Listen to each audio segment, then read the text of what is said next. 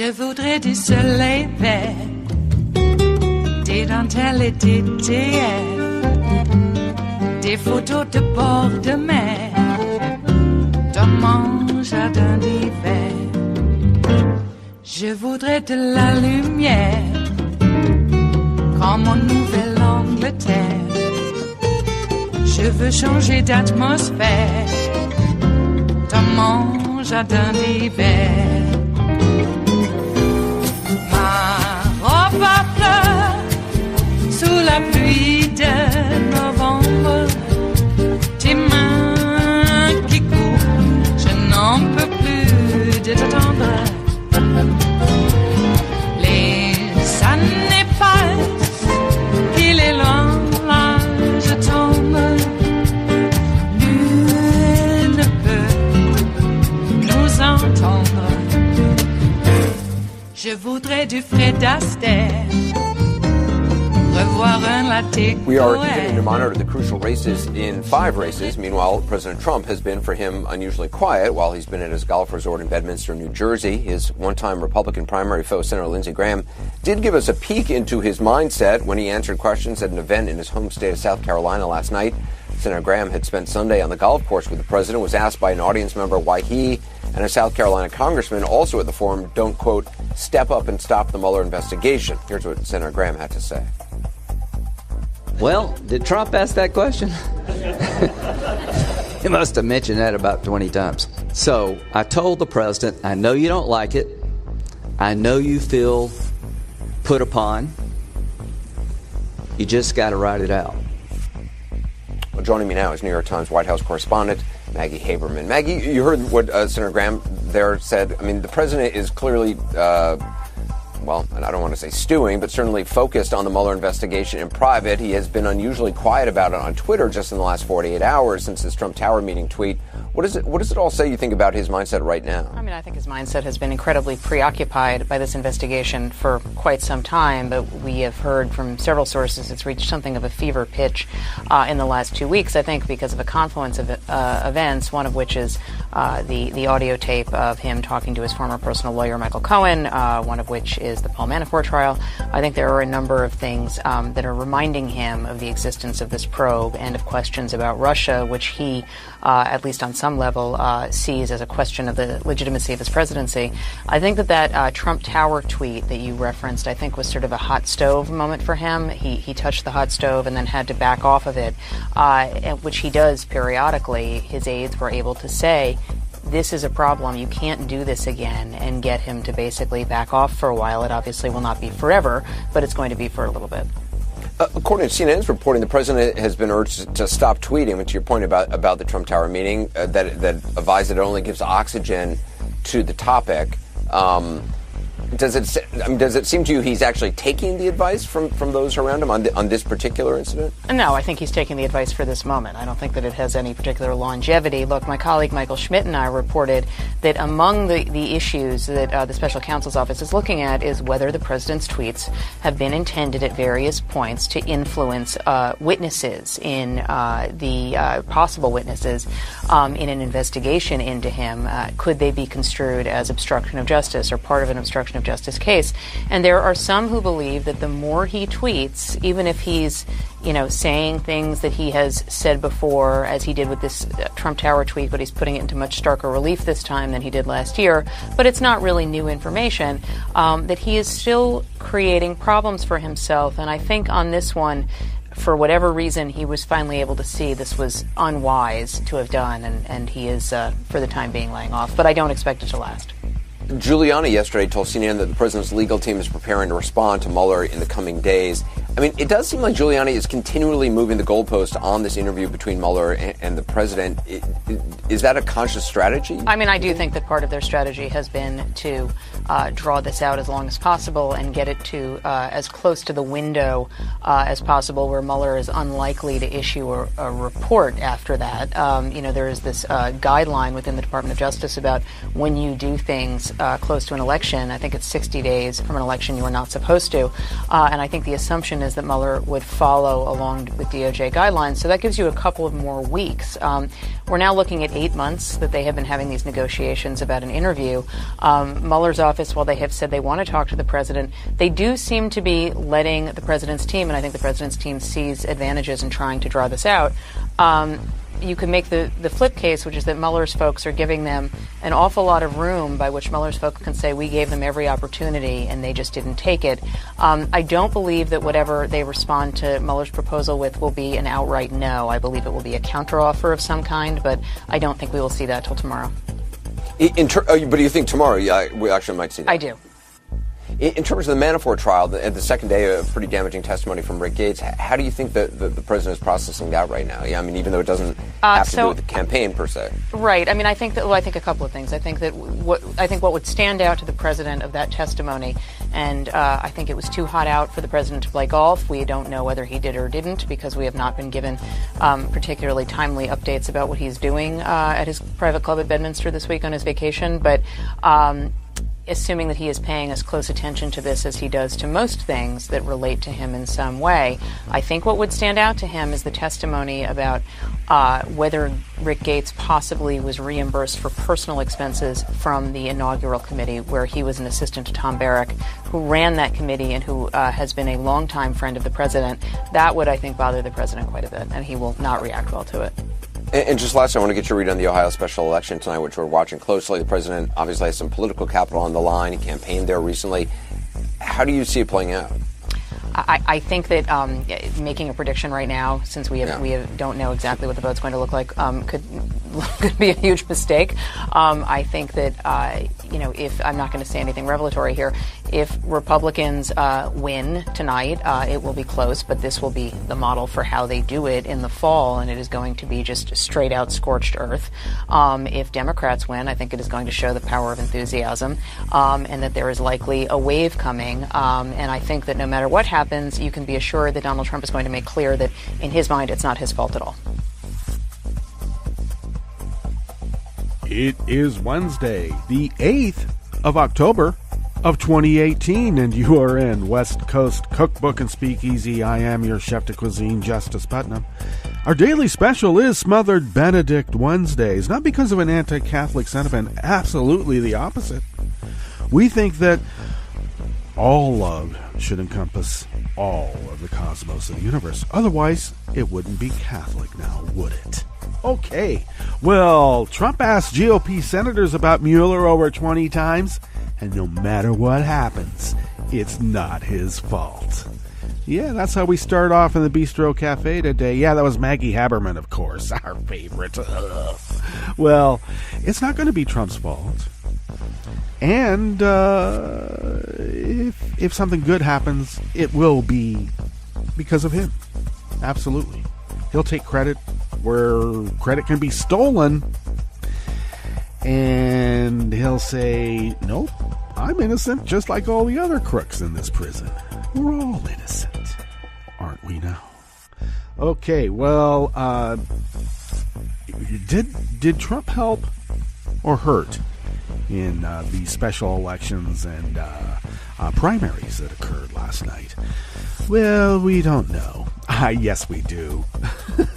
He certainly did not help.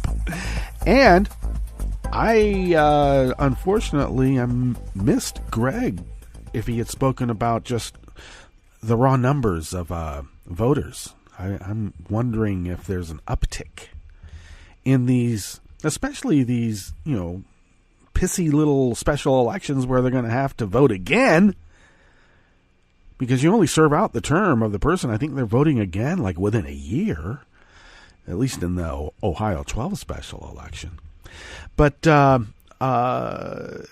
looks like possibly I think more people came to the polls, even in forgettable races, because none of them are forgettable anymore. Hey, isn't it great? We're going to get a Russian-manufactured asbestos product brought here to the United States. And I almost think that Trump's FDA has regulated that we now have a minimum daily requirement of Russian asbestos. And if we don't put it up on our houses, they'll put it in pill form and have us take it then. I have no idea what's going on. I keep joking that, when you want to capture the American market, probably one way is to poison the population with asbestos. Aren't all properties more valuable when they're vacant? Come on. It's just a business decision. It's not personal. It's business. What's on the rest of the menu? Well, we better tell you because time's a-flying. And we have some sort of a deep dive at the chef's table, which we normally use as, we use a chef's table where you get, like neat little smaller things, that pack a punch. But a little deeper dive in the chef's table today. So we'll see if we can get enough time to really pack it in. All right. Well, here in the Bistro Cafe part of West Coast Cookbook and Speakeasy, on the rest of the menu, Trump is trying to deny citizenship to 20 million legal. That's Legal, legal immigrants. Yes, Stephen Mueller. They're racist. I keep telling everybody. A federal court tells a New Orleans judge to stop locking people up because they are poor. We're not supposed to have poor people prisons here, but we do. And a homeless black teen hits back at Florida police after they admit to framing him for multiple burglaries. Yeah, just find a black kid. Hey, we got a good one. We can use them again and again and again. Apparently, he didn't like that. Who would? After the break, we then move to the chef's table where Judge Andrew Hanen is so anti-immigrant. Even the Trump administration wants him to chill. Wow. And what's up with U.S. District Judge T.S. Ellis, the Reagan-appointed jurist overseeing the Manafort trial? I see water in your eyes. You're crying. All that and more on West Coast Cookbook and Speakeasy. Bon appetit.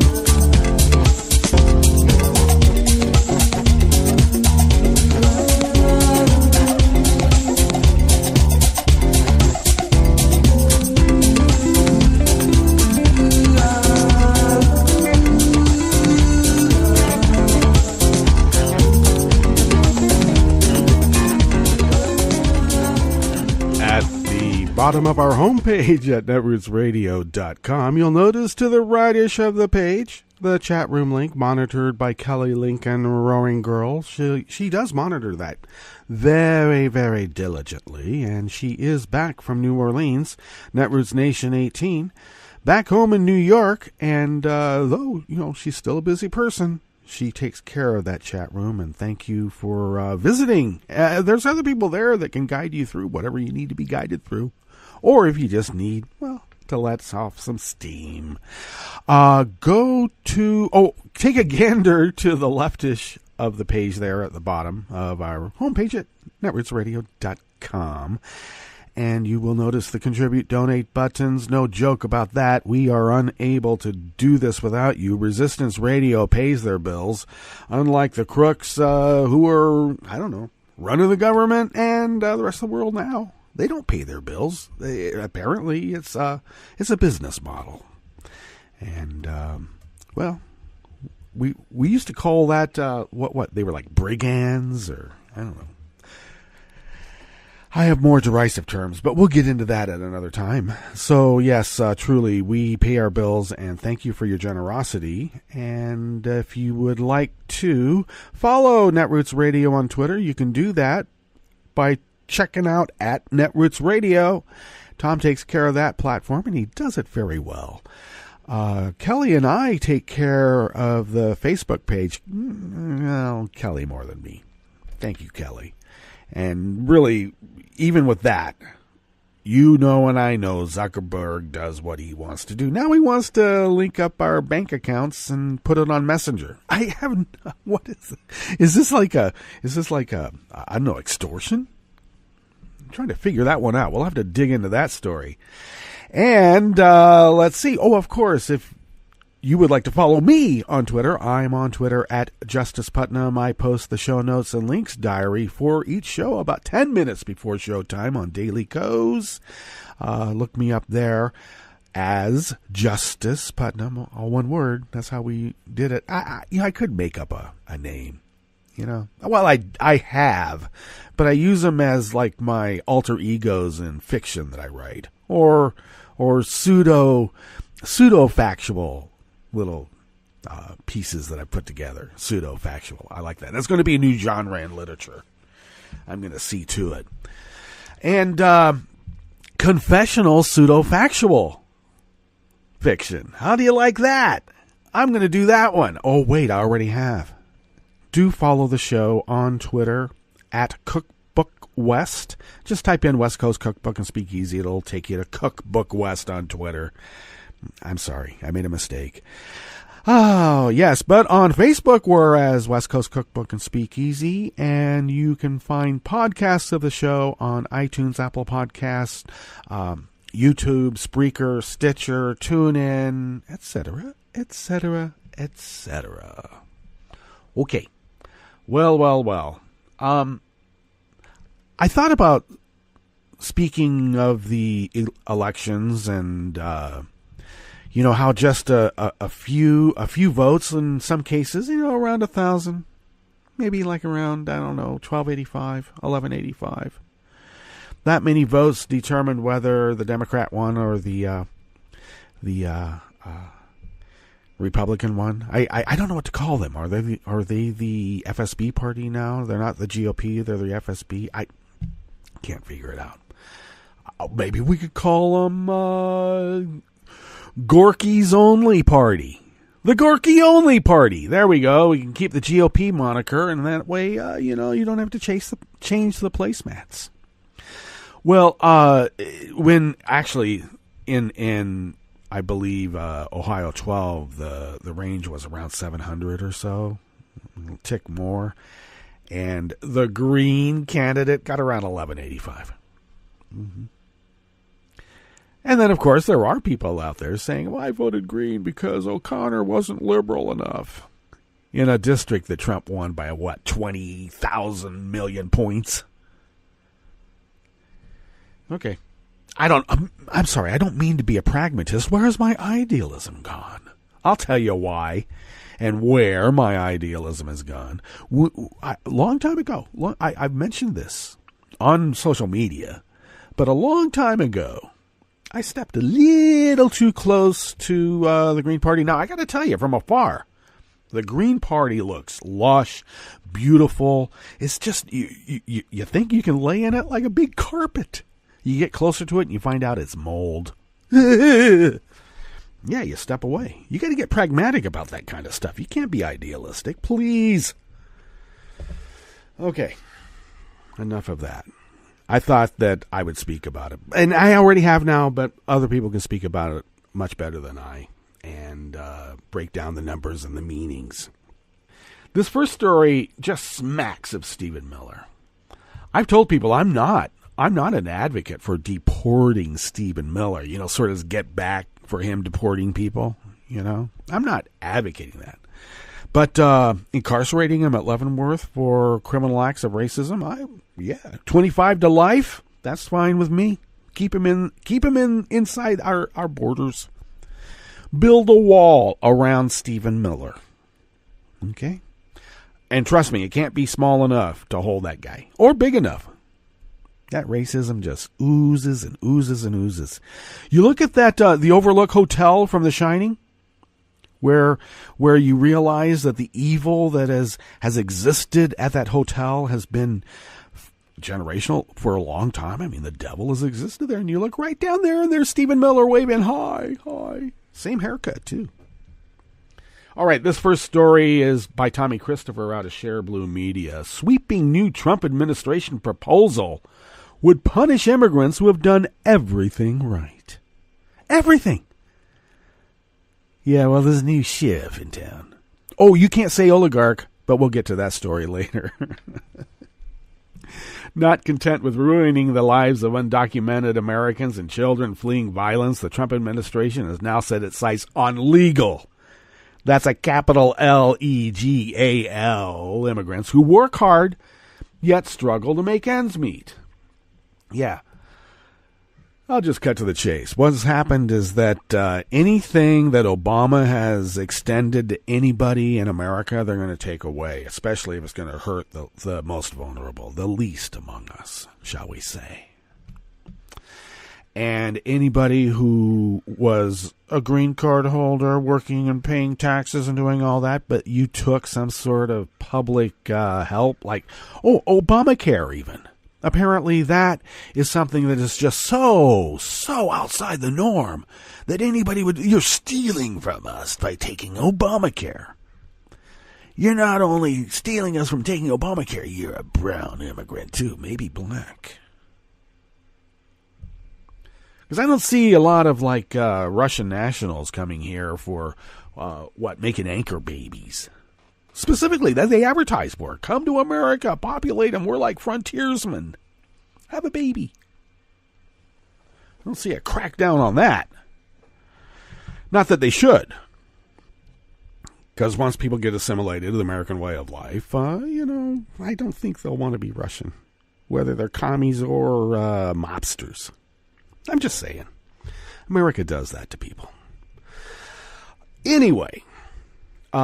Stephen Miller and Donald Trump. I mean, Trump has these notions too, but he doesn't know how to put them into effect. He just says, do it. Do it. And they are.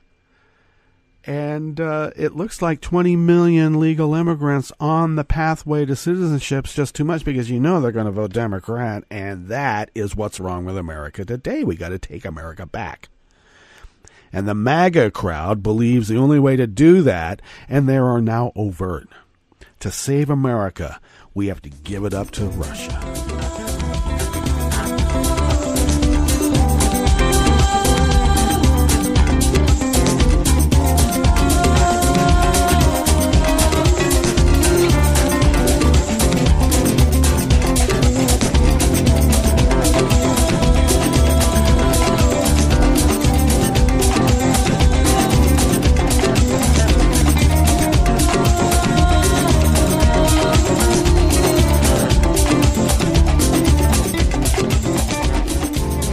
Next offering here in the Bistro Cafe, part of West Coast Cookbook and Speakeasy, Smothered Benedict Wednesdays. A federal court tells this judge down in New Orleans that, hey, you got to stop locking up poor people. We don't do that. And this is by Ian Melheiser out of Think Progress, by the way. And he has also been ordered to stop using poor people to fund his court system. This fellow is Judge Cantrell of the Orleans Parish Criminal District Court, and he's Magistrate Judge Harry Cantrell. And he's one of the most powerful officials in New Orleans that most people have never heard of. So he's one of 12 judges, but he's the court's only magistrate. That means that if you are charged with a state crime in New Orleans, Cantrell will decide if you are entitled to bail, how much you must pay, and whether you must see a bail bondsman. Cantrell literally decides whether thousands of individuals will go free or not as they await trial. And apparently there's enough of the notion, just looks, it smells like it's corrupt. And, judges are not even supposed to do that. If it smells corrupt, you're supposed to back away. But it smells like this guy's taking some kickbacks. And it may also turn out that he has investments in private prisons, and maybe even the bottom-feeding aspect of this is also what gets me.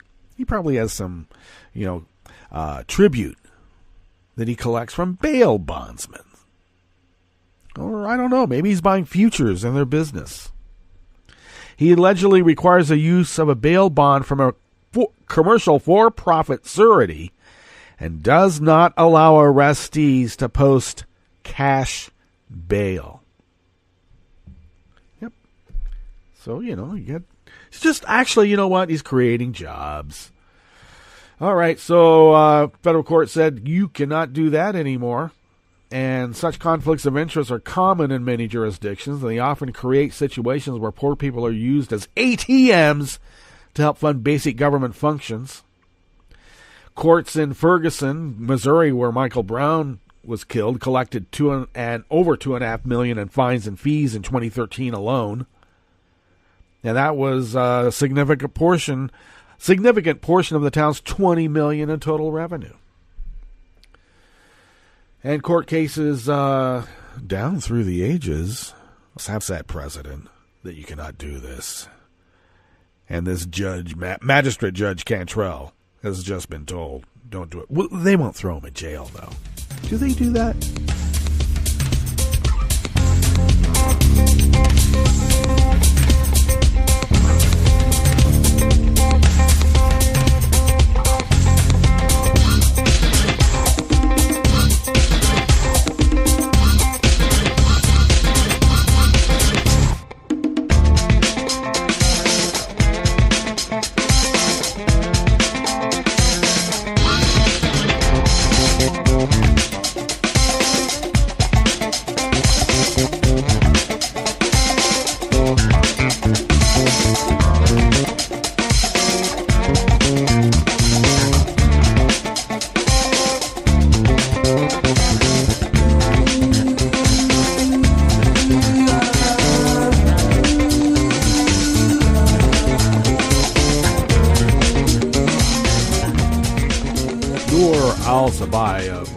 Brings us this last offering here at the Bistro Cafe, part of West Coast Cookbook and Speakeasy, Smothered Benedict Wednesdays.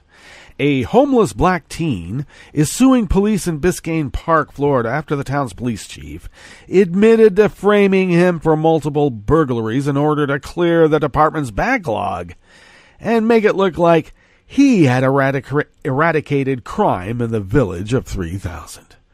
The Miami New Times reported that former Biscayne Park Police Chief Raimundo Attestiano admitted to framing the teen, identified in court records as TD, for both burglaries and 22 traffic violations in 2013. 3 Biscayne Park officers admitted that the chief instructed them to pin crimes on random black people. Well, if you keep picking the same kid, that's not so random. Oh, okay. Maybe they define random. All right, we will.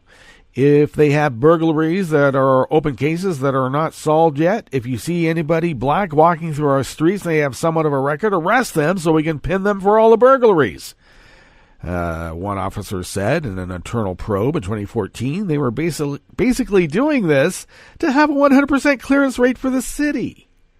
Now, TD is suing the former police chief, 3 officers involved in the false charges, and the village of Biscayne Park, alleging that the group violated his civil rights and maliciously prosecuted him.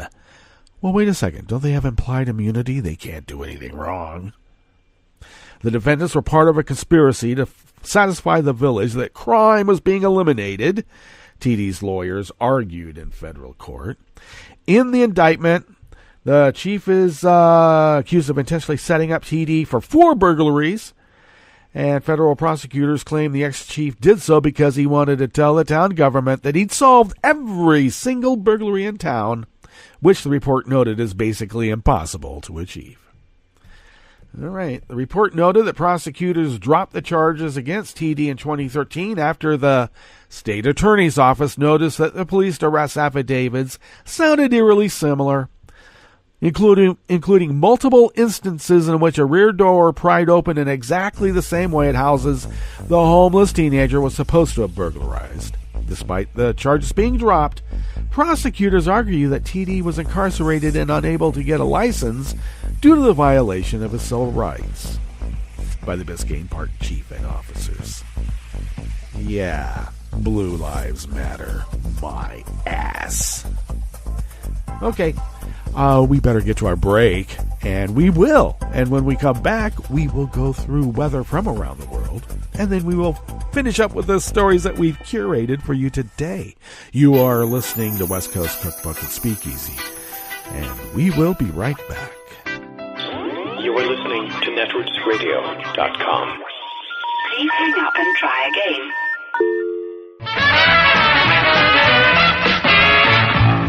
From a point at sea to the circles of your mind, a new force is at work for planetary transformation. New radio for a new Earth. This is Take Two Movie Review. I'm Clinton Johnston. This week, That's Impossible. These are the 15 things you need for a Mission Impossible movie.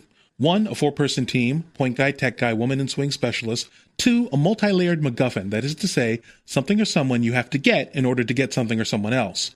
3, administrative pressure on the team. 4, 3 types of chases, foot chase, motorcycle, and car. 5, at least one team member with questionable allegiance. 6, a first act mission where something goes wrong. 7, a second act heist. 8, detailed plans that 9 must be changed on the fly due to unforeseeable normal events. 10, a game of mask, who's wearing the mask. 11, an insane Ethan Hunt climbing sequence. 12, a solid script. 13, a cool director, someone with vision, not just a company player. 14, Ving Rhames, and increasingly Simon Pegg. And 15, Tom Cruise. That's it. Those are your puzzle pieces. Your mission, should you choose to accept it, is to put these pieces together so that they rise organically from your conflict and do not feel like the stale execution of a formula. That's a tough mission, though not tough enough for writer-director Christopher McQuarrie. Having written Bryan Singer's beloved The Usual Suspects, McQuarrie met Cruise when he co-wrote Singer's 2008 film, Valkyrie. McQuarrie then wrote and directed Cruise in 2012's Jack Reacher, and then Cruise tapped him for 2015's Mission Impossible Rogue Nation. That makes McQuarrie Cruise's golden boy behind 2 action franchises and the first director to do Mission Impossible double duty. Now with Fallout, McQuarrie gives the MI series something new, a sense of confidence for the whole franchise. Fallout directly follows up the events and characters of Rogue Nation while fleshing out threads laid down in Ghost Protocol and even references to Palma's Impossible. He takes all these pieces and deals them out with a magician's hand, sometimes showing you your card, sometimes pulling it from behind your ear with a satisfying, wait for it, mission accomplished. This has been Take Two Movie Review. I'm Clinton Johnston. Catch up with us at TakeTwoMovieReview.com and feed us back on our page on YouTube.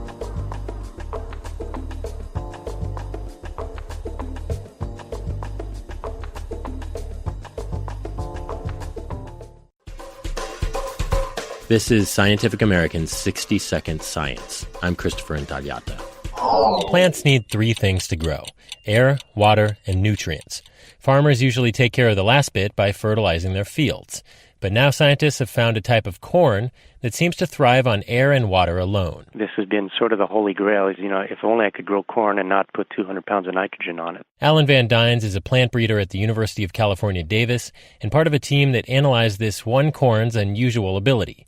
The corn variety hails from Oaxaca, Mexico, where it typically grows in nitrogen-poor soils. Nitrogen's needed for proteins, DNA, and the chlorophyll that lets plants perform photosynthesis. But the Oaxacan corn does well despite the bad soil, and with little or no fertilization. The plants pull off this trick with thick, red aerial roots that protrude from the stem above the ground and ooze out a clear goo packed with sugars. That slime is the perfect habitat for nitrogen-fixing bacteria, a sugar-rich, oxygen-poor environment where the microbes transform nitrogen gas into a soluble form the corn plant can use. It's an above-ground version of the nitrogen fixation you might usually think of as happening in the underground roots of legumes, like peas or beans. The researchers demonstrated the corn plant's talents by exposing them to labeled isotopes of nitrogen, and they were able to track the movement of the distinctly identifiable nitrogen atoms from the air to the root and into the plant. This pathway allows the corn to obtain up to 80% of its nitrogen straight out of the air. The details are in the journal PLOS Biology. Van Dyne says early plant breeders may have inadvertently got rid of corn's nitrogen-fixing proficiency long ago. When early man made some selections for probably, bigger ears, higher yield, perhaps they lost this ability along the way, and we have the opportunity perhaps to bring it back. Thanks for listening. For Scientific American's 60-Second Science, I'm Christopher Intagliata. Welcome to 60 Second Civics from the Center for Civic Education. I'm Mark Gage. By the mid-1780s, acts of violence protesting the poor economic conditions for American farmers had become commonplace. Farmers had borrowed money to raise crops to support the high demand during the Revolutionary War. After the war, however, the demand for these crops decreased, and farmers who could not pay their debts had their land seized or were thrown into prison. One demand of the people in debt was that the states issue paper currency for payment of debts, since there was an acute shortage of gold and silver coins. In Exeter, New Hampshire, in September 1786, farmers surrounded the state legislature and demanded that debt be canceled and paper currency issued. Elsewhere, farmers burned down courthouses. Most of these uprisings were sooner or later defeated. But the new nation's most prominent leaders were very concerned at the government's inability to deal with a growing disorder. The lack of a sufficiently powerful central government was apparent to leaders such as George Washington and James Madison. It was a principal reason that Madison and others called for a meeting in Annapolis, Maryland, in September 1786 to remedy defects of the federal government. That's all for today's podcast, 60 Second Civics, where civic education only takes a minute. You can help stop the Trump agenda in its tracks. Make sure you're registered to vote. Go to rockthevote.org. And on November 6th, vote for Democrats up and down the ticket. This message, a public service from all the fine people of netrootsradio.com.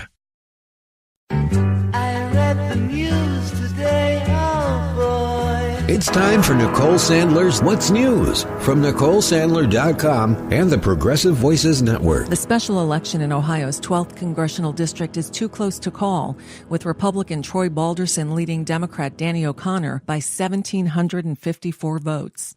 Even if Balderson wins, the fact the race was so competitive should prompt some concern from the Republicans. Of course, Donald Trump already declared Balderson the winner in a premature early morning tweet. There are still over 8,000 outstanding provisional and absentee ballots that could take days to count. Now, Balderson currently leads O'Connor by less than 1 percentage point. Both candidates spoke late last night, O'Connor refusing to concede, Balderson quick to claim victory. I'd like to thank President Trump. America is on the right path, and we're going to keep it going that way. Over the next 3 months, I'm going to do everything I can to keep America great again. As we see division and discord tearing apart our country, we must remember that each and every one of us are God's children, and that all of us need to be treated with dignity and respect. And I think we could use a lot more of that spirit in Washington these days. Now, President Trump taking time out from his vacation schedule to declare Balderson the winner and take credit for it, even though the outcome is not yet official. The president tweeting, quote, "When I decided to go to Ohio for Troy Balderson, he was down in early voting 64-36. That was not good. After my speech on Saturday night, there's a big turn for the better. Now Troy wins a great victory during a very tough time of year for voting. He will win big in November." There are 68 GOP-held House seats in contention that should be more favorable to Democrats than Ohio's 12th. Democrats need to flip 23 seats to win control of the House. Labor groups won a big victory in Missouri after voters overturned the state's new right-to-work law in an embarrassing defeat for the state's Republican lawmakers. In the race to replace Representative John Conyers in Michigan, former State Representative Rashida Tlaib secured the nomination in a heavily Democratic seat. That means she'll likely become the first Muslim woman elected to Congress. The Republicans' primary for Kansas governor remains too close to call. Trump-backed conservative firebrand Chris Kobach over incumbent Governor Jeff Collier in the race. Some Republicans are worried that Kobach would be a disastrous general election candidate, potentially costing the Republicans a governor's race in deep red Kansas. Voters in St. Louis ousted Robert McCulloch in the Democratic primary. He's the prosecutor who refused to bring charges in the police shooting death of unarmed teen Michael Brown. The winner was Wesley Bell, a city council member in Ferguson. The courtroom showdown between Paul Manafort and his former business partner grew personal Tuesday as a defense lawyer hammered Rick Gates, the prosecution's star witness, forcing him to admit he embezzled money years ago to fund a transatlantic romance. Star witness Rick Gates back on the stand, admitting during a harsh cross-examination to having an extramarital affair a decade ago, but denying accusations by Paul Manafort's lawyer that he was embezzling money from Manafort in order to fund his affair, and what the defense attorney referred to as a secret life in London and elsewhere. Gates also testified that 2 weeks after Donald Trump's election, Paul Manafort recommended that his banker, Stephen Koch, become Secretary of the Army. Koch allegedly loaned Manafort money under false pretenses. Gates detailed how broke Manafort was when he joined the Trump campaign in March 2016, working at the time for no salary. Gates said that Manafort's consulting firm had no clients then, and that they were at the time trying to secure another political consulting contract in Ukraine, but had not yet been able to. In a 2015 email exchange, Manafort was clearly frustrated. WTF, Manafort wrote to Gates. How could I be blindsided like this, Manafort said. This after learning that taxes he was due to pay were much higher than he had anticipated. Gates admitted that he also supplied false information to banks in order to help Manafort secure bank loans. Gates testified that Manafort made more than $5 million between 2011 and 2012, doing consulting work for a Ukrainian billionaire. Gates went into detail about how shell companies were used to move money into hidden accounts in Cyprus. In one instance, according to Gates, a payment supported lobbying in the United States. Gates stated that Manafort reported some of the payments to U.S. tax officials as loans, though they were, in fact, income, adding that Manafort was, quote, trying to decrease his taxable income. Prosecutors demonstrated that Manafort directed these activities through emails. There were hundreds of these, Gates said in court, adding, quote, typical practice was Mr. Manafort would send me a list of wire requests. Gates admitted that he used information provided by Manafort to create invoices for fake amounts of money for wire transfers. But the money never actually went to the vendors. Instead, it went to the banks. The purpose of this, according to Gates, so that the wire transfers would not be recorded on U.S. business records. And that's a bit of what's news for now. I'm Nicole Sandler. If you appreciate these reports and the Nicole Sandler Show, I hope you'll consider making a donation.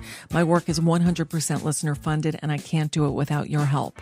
Find out more at NicoleSandler.com/donate. From UN headquarters in New York, I'm Luke Vargas with your World in 2 minutes. The world hit a major milestone in recent days, producing a total of 1 terawatt in renewable energy. 1 terawatt is about the same as all of the installed power generation in the United States, and also roughly equal to all of the coal generation in China. So it's a lot. It's a big milestone. Albert Chung is the head of analysis for Bloomberg New Energy Finance and says wind accounted for 54% of that first terawatt compared to 46% for solar. And as the cost of making photovoltaic cells keeps on dropping, solar will comprise a larger portion of the next terawatt of renewable energy. Chung says that 2 terawatt milestone is practically around the corner. The first terawatt cost $2.3 trillion to build and took 40 years. The second terawatt, we reckon, will take 5 years and will cost half as much as the first one. That's how quickly this industry is evolving. Here in the U.S., energy analysts like John Rogers of the Union of Concerned Scientists worry President Trump's move to place tariffs on Chinese solar panels could slow the switch to renewables. But as the financial case for solar and wind energy strengthens, even the Trump administration is taking note. The administration has recently committed to leasing out additional areas off our coasts for offshore wind farms.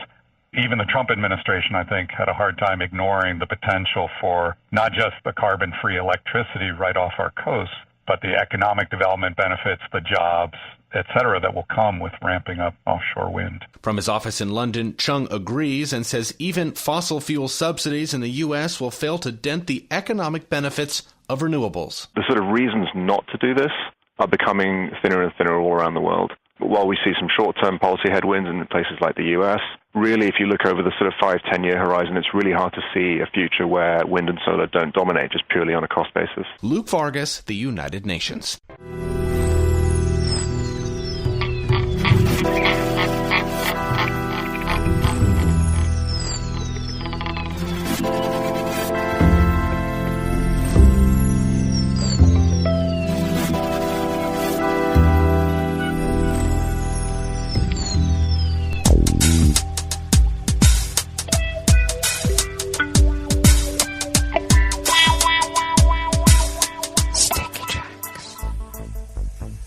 Thank you for accompanying us here to the chef's table at West Coast Cookbook and Speakeasy Smothered Benedict Wednesdays.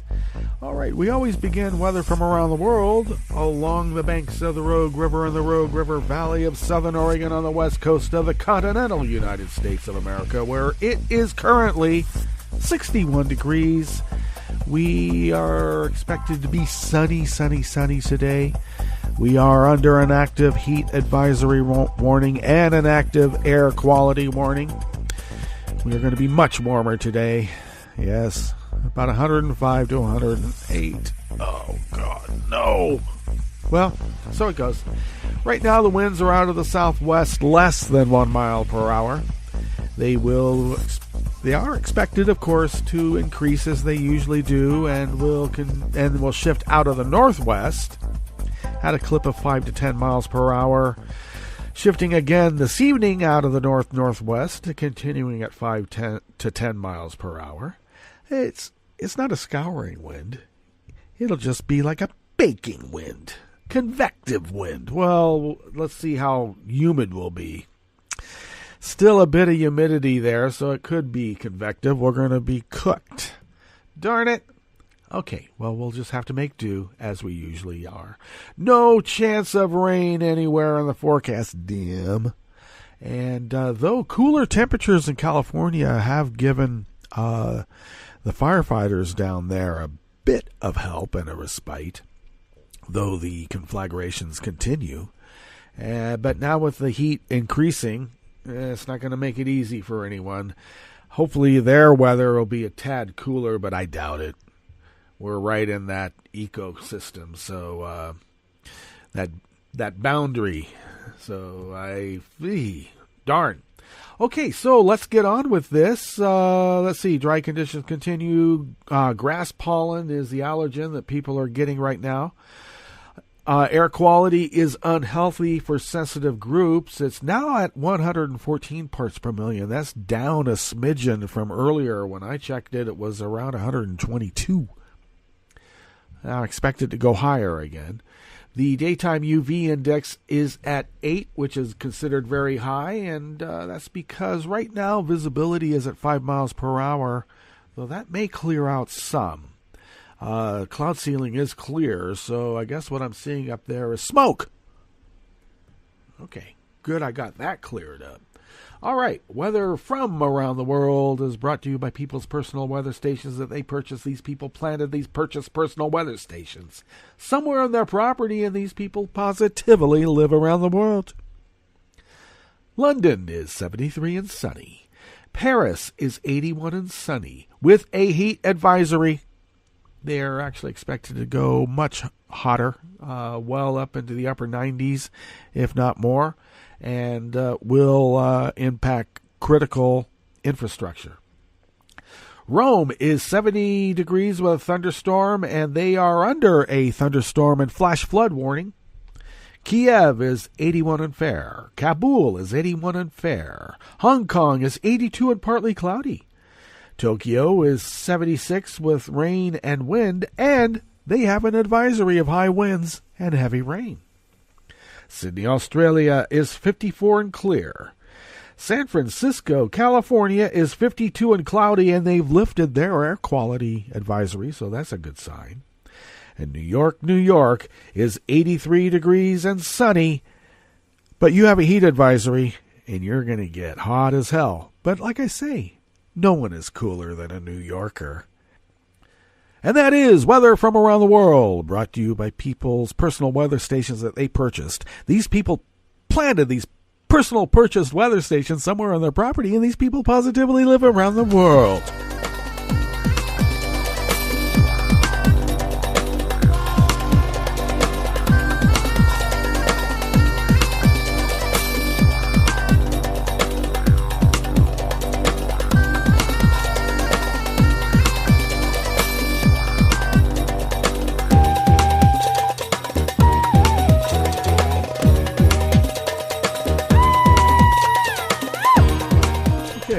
First offering here at the chef's table of West Coast Cookbook and Speakeasy, Smothered Benedict Wednesdays, is an article out of Think Progress by Ian Melheiser.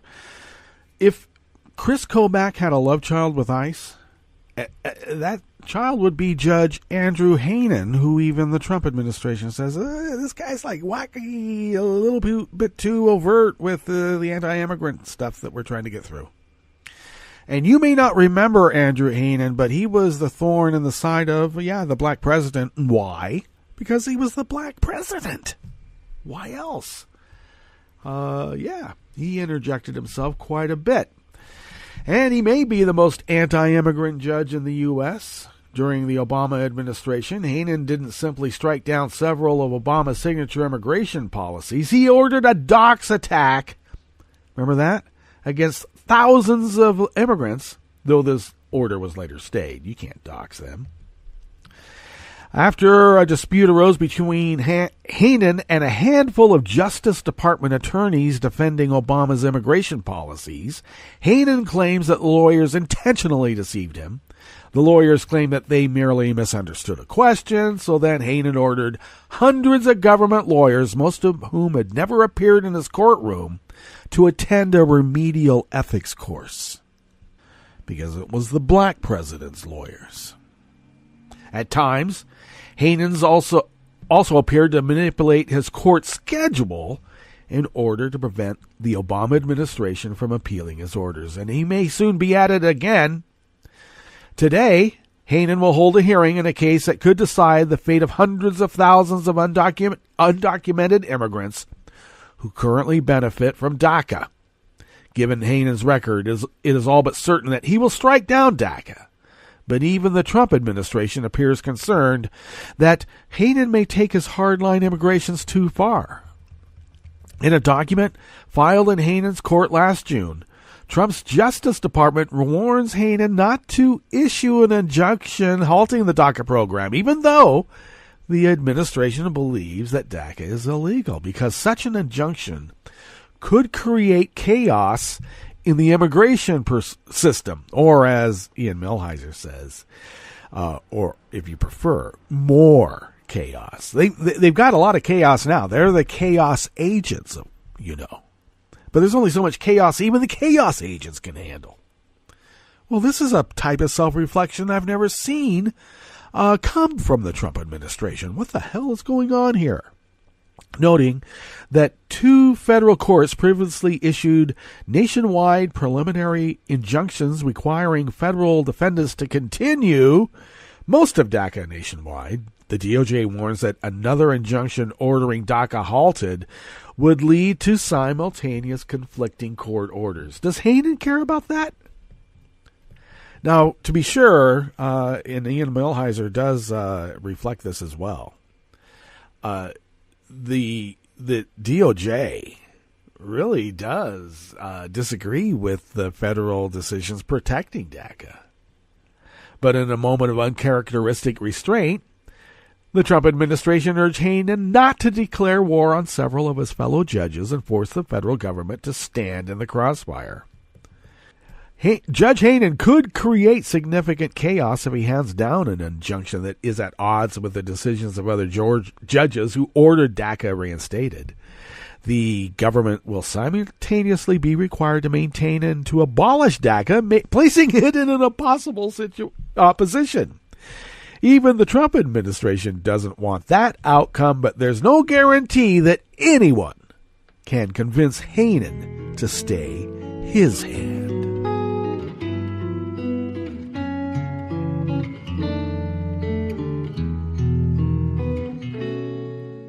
Je te donne ce mon amour pour la vie entière. La promesse de me trouver à tes genoux. Aussitôt que tu m'appelles, rester toujours fidèle. C'est tout, c'est tout. Je te donne tous mes printemps, mes étés de mer. Mes automnes, quand les feuilles tombent partout. Si ce n'est pas une bonne affaire, je te donne tous mes hivers, c'est tout. Matthew Rosa of Salon brings us this last offering here at the chef's table at West Coast Cookbook and Speakeasy. Smothered Benedict Wednesdays. You know, I've been wondering at this judge in the Manafort trial. He seems to have interjected himself quite a bit. I was wondering if maybe he was auditioning for one of these courtroom trial spectacles, not necessarily a drama. This guy has interjected him so much, he may have a profound impact on the prosecution being able to prosecute Manafort because of this guy's, he doesn't like Special Counsel Robert Mueller. He doesn't think that Mueller should even be investigating Trump. And he seems to be criticizing disproportionately those who criticize the president. As the proceedings enter their second week, the indisputable center of attention so far is the judge, T.S. Ellis III, whose cantankerous, jocular, impatient, and verbose presence has shaped each step of the way. Now, I've wondered, what is this? From the artist renditions of the trial, I noticed that a couple of the prosecutors for the federal government are black. And he has directed some very insulting comments to the prosecution, saying, "You're crying." And the prosecutor will say, "I'm not crying." He says, "Well, I see water in your eyes." And this is to a black prosecutor, a guy in his 60s. So in May, Ellis reprimanded Mueller's prosecutors by declaring that you don't really care about Mueller's bank fraud. You don't really care. You really care about getting information Mr. Manafort can give you that would reflect on Mr. Trump and lead to his prosecution or impeachment. The judge later added, "We don't want anyone that's in this country with unfettered power. It's unlikely you're going to persuade me the special prosecutor has anything to do anything he or she wants. The American people feel strongly that no one has unfettered power." Now he's directing this at the prosecutor, not at Trump. Perhaps unsurprisingly. Trump offered up Ellis's remarks as evidence that the special counsel's entire investigation was a partisan crusade against him, or a witch hunt. And the president even described Ellis as something very special. However, if knowing the president views him as a cheerleader worried Ellis, he is not giving any indication. On 2 occasions, the judge interrupted Assistant U.S. Attorney Uzo Asonye to criticize his opening statement in the trial. That's the black prosecutor. Ellis has unloaded on Mueller's team for dwelling on the details of how Manafort allegedly got his ill-gotten gains.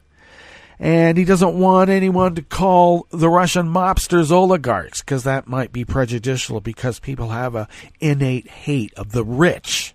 What is this guy doing? Well, he's a Reagan appointee, and I wonder if he's out of the Federalist Society. And that's something that we need to take care of. Now, defense counsel has not identified any general or specific threat to defendant's safety. They have not done so because the professionals at the Alexandria Detention Center are very familiar with housing high-profile defendants, including foreign and domestic terrorists, spies, and traitors. And that was directed at defense when they wanted to get Manafort out again, put an ankle bracelet on him.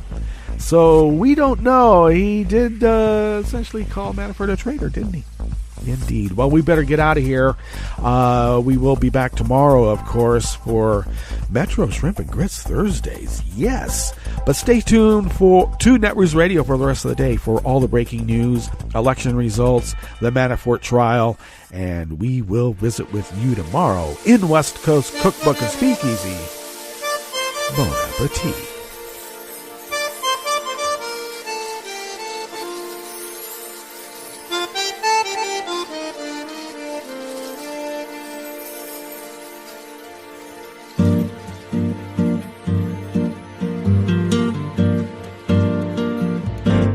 Je voudrais du soleil vert, des dentelles et des théâtres, des photos de bord de mer, dans mon jardin d'hiver. Je voudrais de la lumière, comme en Nouvelle-Angleterre. Je veux changer d'atmosphère, dans mon jardin d'hiver. Ma fleur sous la pluie de novembre, tes mains qui courent, je n'en peux plus de t'attendre. Les années passent, il est loin, là je tombe. Nul ne peut nous entendre. Je voudrais du Fred Astaire, revoir un latte Goël. Je voudrais toujours te plaire dans mon jardin d'hiver. Je veux déjeuner par terre, comme au long de golfe clair. T'embrasser les yeux ouverts dans mon jardin d'hiver.